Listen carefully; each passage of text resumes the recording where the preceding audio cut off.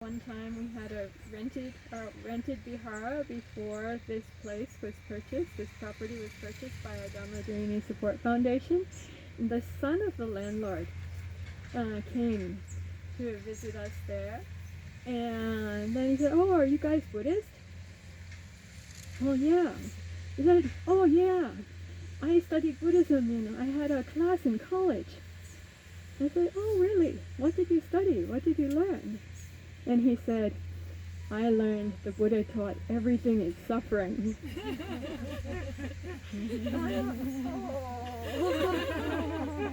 How pitiful. This is the number one thing that he remembers from his college class on world religions with the section on Buddhism is just that the Buddha taught that everything is suffering. It's not that it's completely wrong. The Buddha absolutely, definitely, straight up recognized the existence of suffering. But if we just take that to be like just one noble truth, just there is suffering, even it's not the same as saying everything is suffering, right? But if we even say there is suffering, suffering exists, it's not the same as saying everything is suffering. In fact, in the formulation of it, it doesn't say everything, it says there is suffering, right? There is suffering. But then going to the cause, okay. But without the next part, even knowing that there are causes is not enough to be really helpful, right? It has to connect to the next part, which is what the Buddha was then contemplating after his awakening. That seeing the whole chain of causal conditions, conditional causation, but then also contemplating, seeing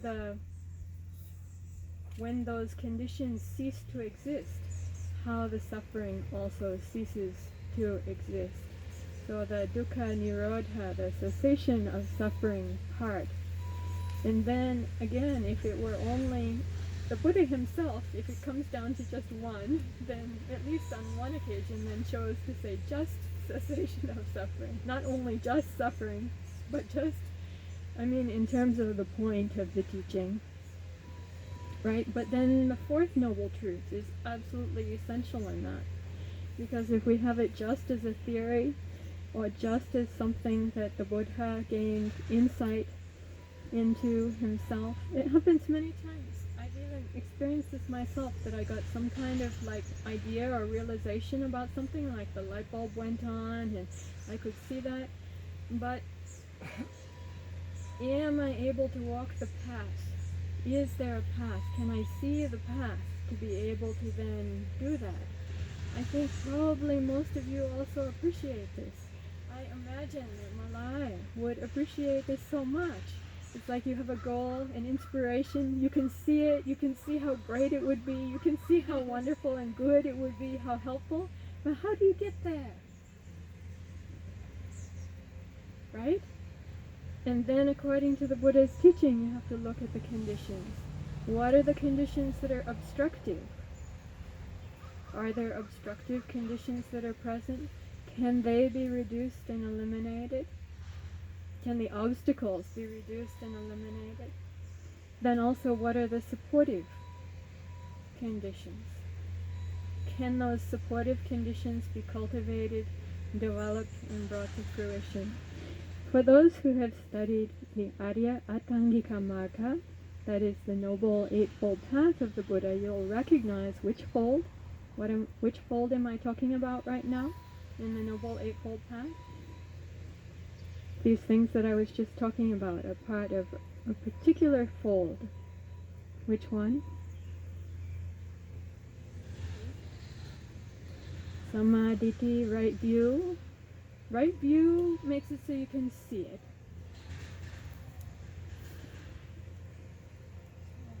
But it's really, what did you say? I didn't say anything. I thought I heard someone.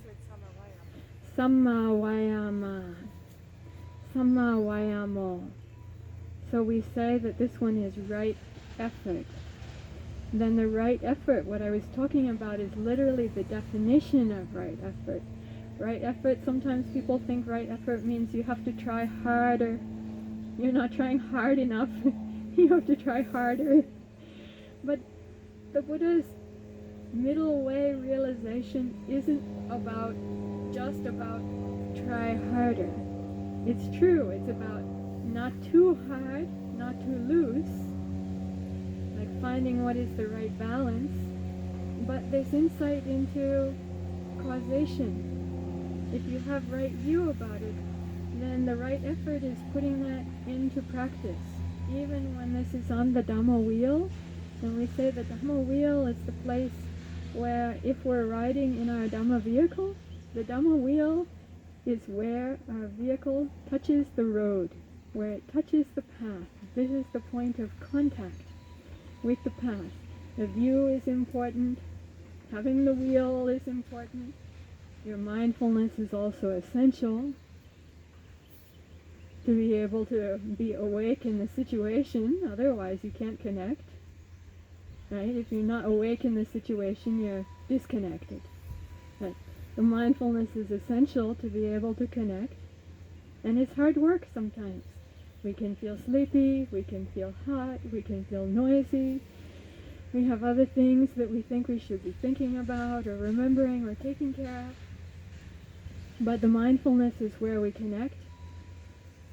And then this is where the wheel touches the road, is with the right effort. Which parts, Ayasopana, what was I saying that reminded you of the Samma Vayama?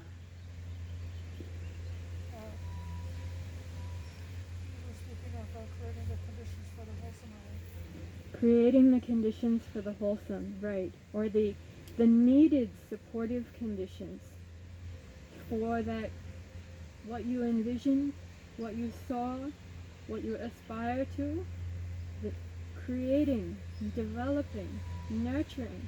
You have to bring into existence and develop and cultivate the supportive conditions.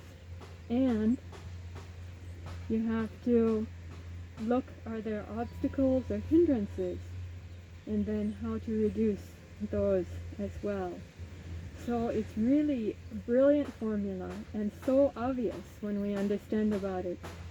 You reduce the hindering conditions, reduce and eliminate them. You cultivate and develop the supportive conditions, the enabling conditions, and then what's to stop you? What's to stop that? If the hindrances and obstacles are gone, and your supportive conditions are there. So this is the wisdom. This is the panya that the Buddha awakened to and realized. It's so practical, so proper. And really all we need to do is to understand, okay, what are the hindrances and how do I reduce them? What are the helpful things and how do I generate them? How do I cultivate, nurture, and support them? And then that's your right effort, is to just, work on that. Work on that. That's it. That is the path. That is the path. So I think the time that was planned to be offered for Dhamma discussion, would you like to share something on it? I'd like to summarize your talk in 2 sentences. Please. I just wanted to recognize that I got the time check, and the time that was offered for this Dhamma discussion, the time check has come. Please, I. Well, the question was about the date of the Buddha's birth, his full awakening, and his parinibbana. And I spoke about basically the reasons why we choose to commemorate and why the Buddha advised us to have these commemorations. Because the Buddha mentioned the establishment of stupas and the commemorations and remembrances. These will be skillful means to provide for the long-term survival and thriving of the Buddha's teaching over how many centuries and hundreds of years that there are these occasions. Now, you could have a unskillful commemoration, let's say on 9/11, we could remember how traumatized we were on 9/11/01, and we could remember it by arousing our hatred or something like that. So that would not be a skillful commemoration. But the Buddha recommended skillful commemoration in order to remember the Buddha, remembering the enlightened qualities, remembering Sada, remembering our faith in the Buddha, and recalling the things that we should develop. And indeed, there are many things that the Buddha did that were not like ultimate realities. They were just practical things that the Buddha gave us, skillful means he gave us, in order for us to be successful in carrying on and continuing his teachings over this time. So it's not an ultimate truth that it has to be this full moon, but it's a practical, helpful, and beneficial gift to have this kind of commemoration. Sadhu, sadhu, sadhu. Anumodami. Thank you very much. I feel. Now the noise has stopped. I feel apologetic to the others who did not have a chance to join in the Dhamma contemplation. I mean, through sharing question or sharing insight or these kinds of words. But I hope, because all of us are the good, long-time Dhamma friends, that we have not only this opportunity today, although I feel happy about this opportunity and like, good enough, happy enough. But also if we have future opportunities and any other questions, any other doubts or things that we would like to share, that we have the opportunity to do that together. And I especially want to think about special blessings of these core effective insights of the Buddha in his Great Awakening. Perhaps we're commemorating the 2,600 year anniversary of the Buddha's Great Awakening today. But some calendar may say 1 year different or so, we'll see.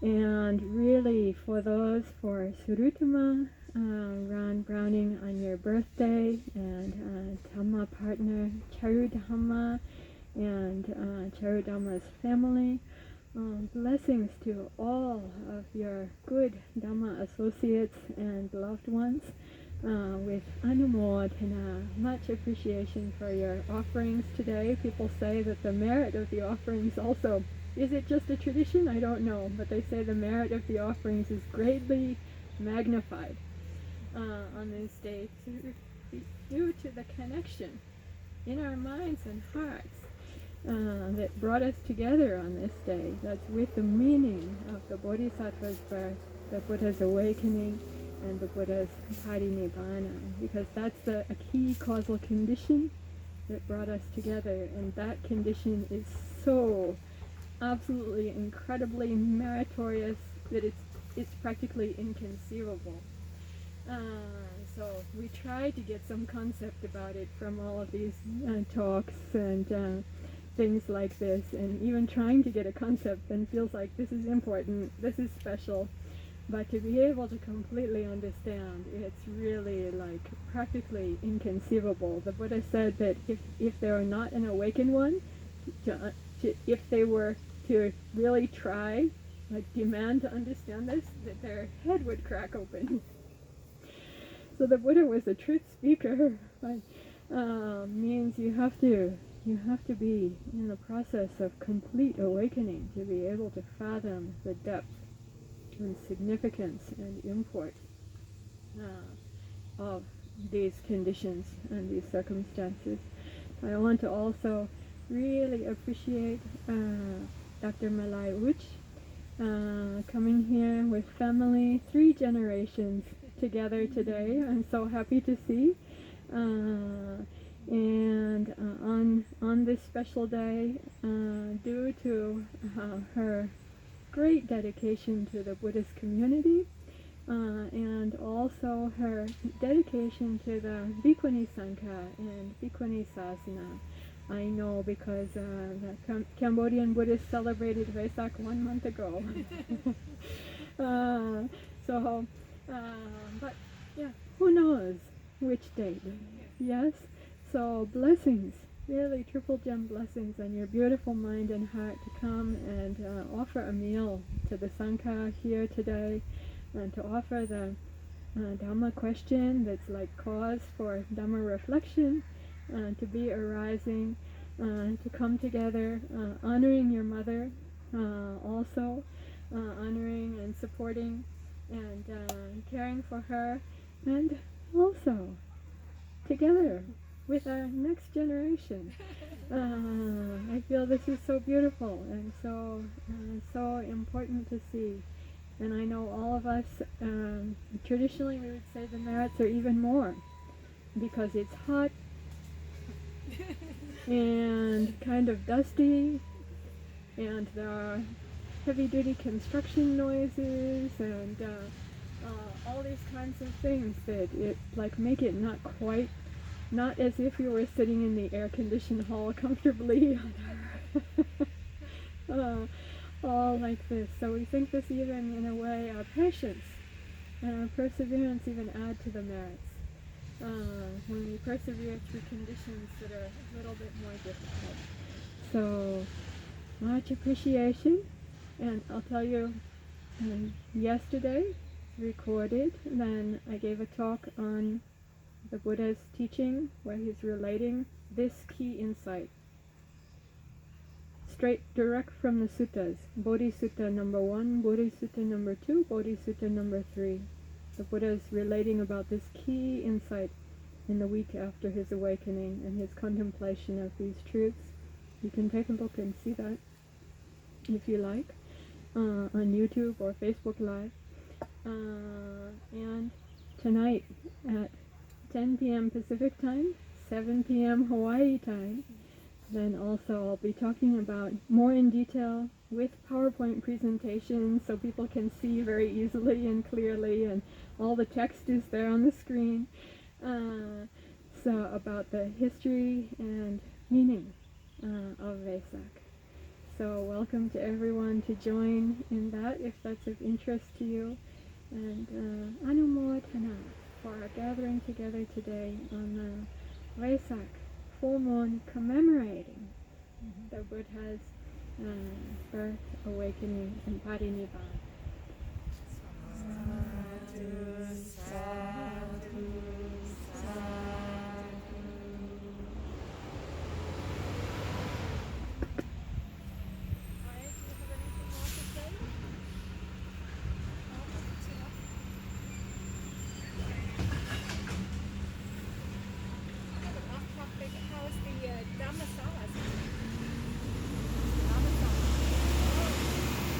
Thank you for asking about the Dhammasala.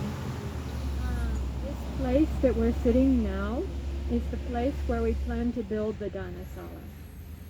So last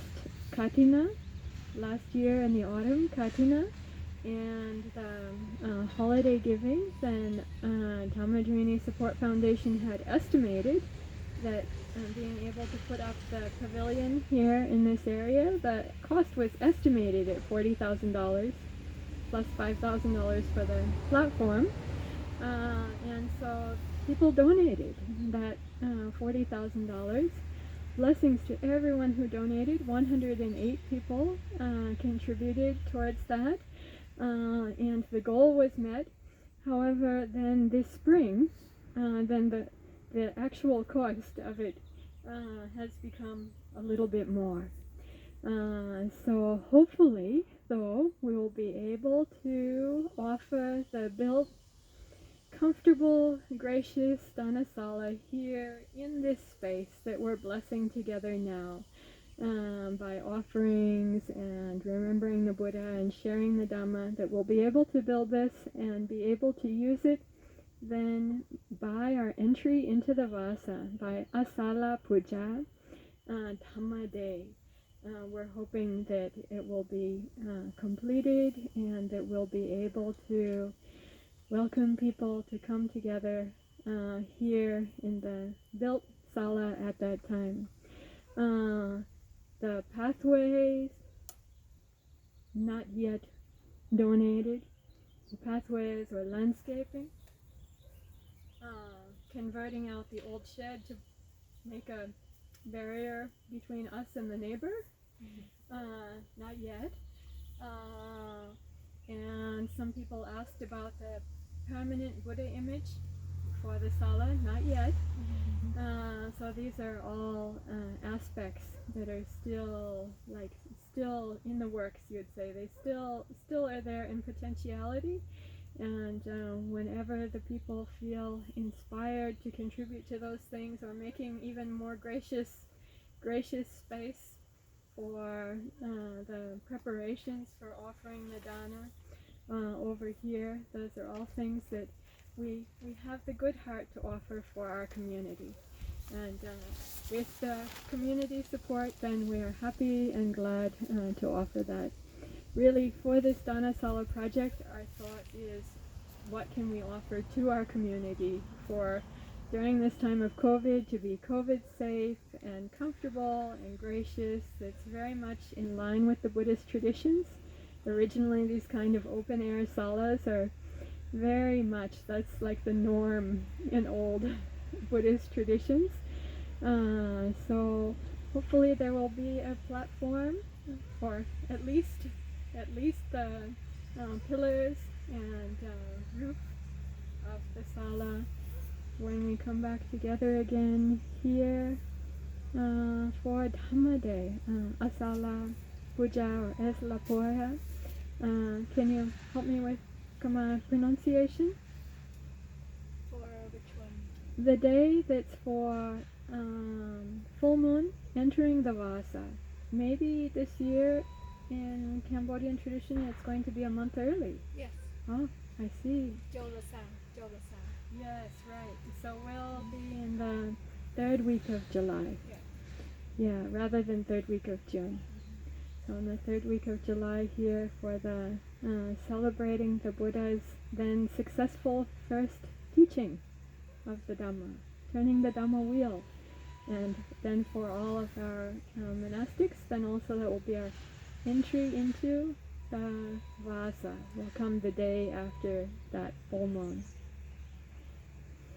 So welcome back then. If you have any friends who you think would love to be a part of offering this space that's meant for the support and blessings of our community, then that's wonderful. And thanks so much, and anumodana to the 108 people who, I think now 109, who have contributed. I contributed today. 110. To the 110 people and families who have contributed to the Dana Sala project and made it possible for us to go ahead.